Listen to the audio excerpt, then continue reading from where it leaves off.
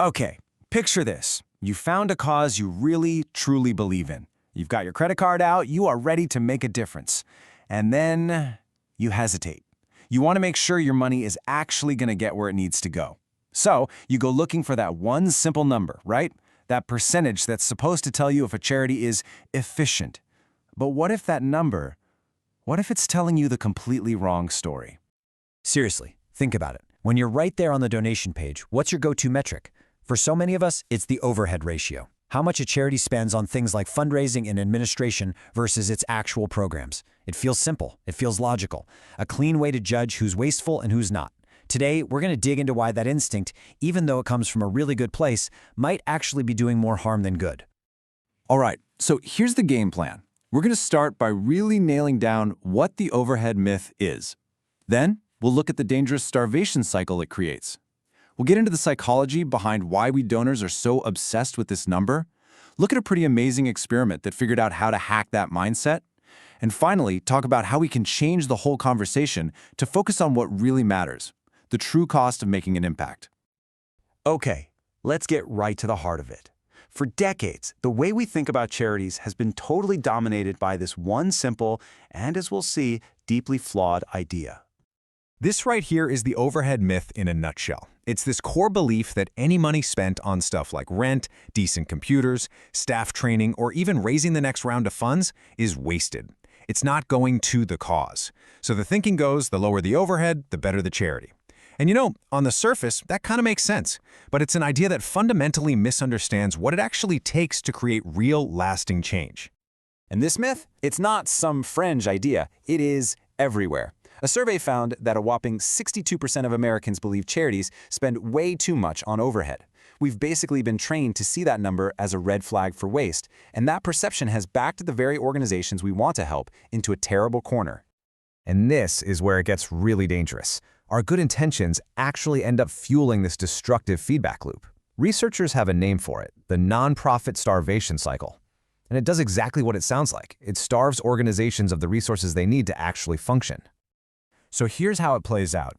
It starts with us, the donors. We expect these unrealistically low overhead rates. So to compete for our donations, nonprofits feel this immense pressure to conform. They slash budgets for things that are absolutely critical, like technology, planning, skilled staff, and that underinvestment over time weakens their entire operation. It cripples their ability to deliver their services well and to grow. But here's the real kicker. We see their low overhead number, we think, oh great, this one's efficient, and we donate, which just reinforces the whole destructive cycle all over again. For years and years, this was just the status quo. I mean, even the big charity watchdog groups were reinforcing it. But then, in 2013, the tide finally, and very publicly, started to turn.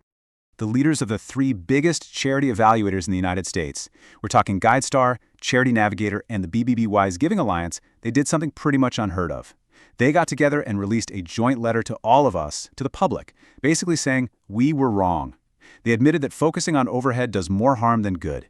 They said what people need isn't low overhead, it's high performance. And that is a huge deal. The official gatekeepers of charity data were now saying the old way of thinking is broken. But okay, if all the experts agree it's a terrible metric, why are we still so obsessed with it? Well, to figure that out, we have to look in the mirror at our own psychology as donors. I mean, let's just be honest with ourselves for a second. Why does it feel so much better to donate money to buy a specific blanket for a homeless shelter than it does to help pay that same shelter's electricity bill? Both are absolutely essential, right? You need the lights on to hand out the blankets. But one feels so much more direct, so much more personal. This quote from Harvard researcher Elizabeth Keenan just hits the nail on the head. We want to feel a direct, tangible line between our dollar and the person or animal or cause being helped. We want to feel like we personally bought that blanket. Paying for abstract things like salaries or software licenses, it just doesn't give us that same warm glow feeling, even though those costs are exactly what makes all the direct help possible in the first place. So if we can't just flip a switch and change this deep-seated bias, what can we do? Well, a group of researchers decided to try something different. They decided to stop fighting against donor psychology and start working with it. So they set up this massive experiment with a real education nonprofit. They mailed out fundraising letters to 40,000 potential donors, and they split them into a few different groups. Each group got a slightly different message, a different pitch, to see what would actually get people to open their wallets. And the results were absolutely stunning. The standard fundraising letter brought in about $8,000. Not bad. The second group got a really popular offer, a matching grant. That did better, pulling in over $12,000. But the third group, they were told something different. They were told that Generous Benefactor had already covered all the overhead costs, meaning 100% of their donation would go directly to the programs. That group's donations nearly tripled the baseline, hitting over $23,000. The insight here is incredible. They didn't get rid of overhead, they just reframed it to work with our psychology. Now, that overhead-free pitch is a brilliant tactic, but it's still kind of a workaround, right? The real long-term solution here is to change the entire conversation, to move away from this simplistic focus on cost and toward a much more meaningful focus on results.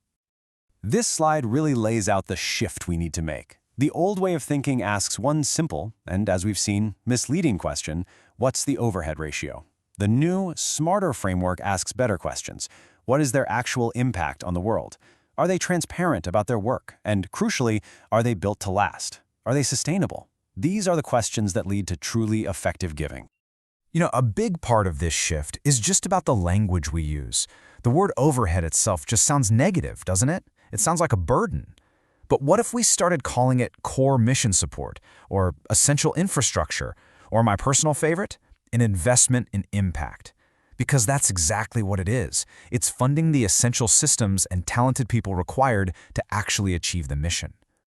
So instead of obsessing over one flawed number, we can look at a whole dashboard of meaningful metrics. Things like donor retention rate. That tells you if people are happy enough with the charity's work to give again. That's a huge sign of trust and real impact. Or cost to raise $1, which shows if their fundraising is actually efficient and sustainable. See, together, these kinds of metrics tell a much richer, more accurate story about an organization's health and its effectiveness.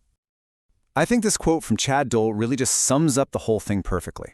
Overhead isn't some wasteful thing that's separate from the cause. Overhead is the cause. It's the foundation. It's the strong platform that allows the programs we all care about to exist, to grow, and to actually succeed. So the next time you're about to donate, I want you to ask yourself this question. Your money is an investment. By focusing only on the lowest possible overhead, are you investing in an organization just to survive? Or are you willing to invest in the strong foundation it really needs to truly succeed?